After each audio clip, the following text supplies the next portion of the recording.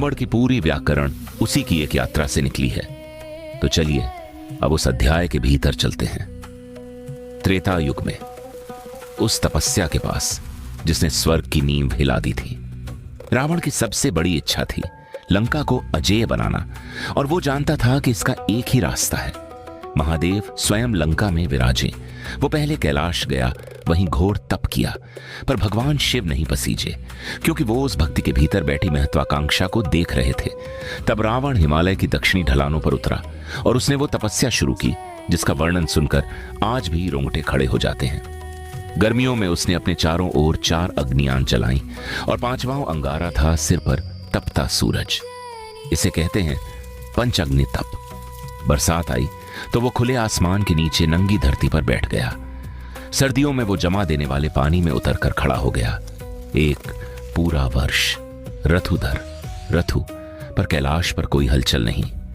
तब रावण ने वो किया जिसकी कल्पना न किसी देवता ने की थी न किसी असुर ने। उसने अपने ही हाथों एक शिवलिंग गढ़ा, सामने अग्नि कुंड खोदा और खड्ग उठाया। पहला सिर कटा और अग्नि में समर्पित हो गया। भगवान शिव नहीं आए, दूसरा सिर, तीसरा, चौथा, संकल्प टूटा नहीं। 9 सिर अग्नि में जा चुके थे। 10वें और आखिरी के लिए खड्ग उठा और तभी समय रुक गया। महादेव प्रकट हुए। उन्होंने रावण की कलाई थाम ली और एक पल में उसके 9 के 9 सिर वैसे ही वापस जोड़ दिए जैसे कोई वैद्य किसी घायल को ठीक करता है। याद रखिए यह शब्द वैद्य, क्योंकि इसी एक क्षण से उस जगह के भावी नाम का जन्म होगा। वैद्यनाथ यानी वो ईश्वर जो वैद्यों का भी नाथ है।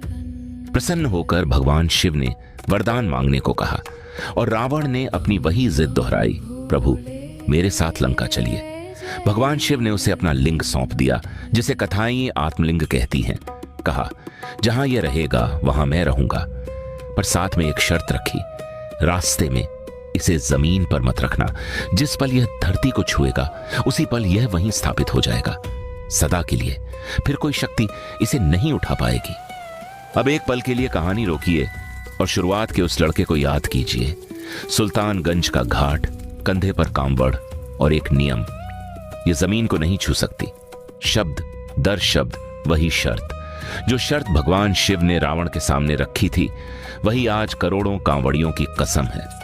खोजिए तो यह नियम किसी ग्रंथ में नहीं मिलता। यह उस कहानी से निकला है जिसमें इतिहास का सबसे शक्तिशाली भक्त यही शर्त निभा नहीं पाया था। उस शाम देवघर में क्या हुआ था वो इस कहानी का सबसे खौफनाक हिस्सा है, और उसे हम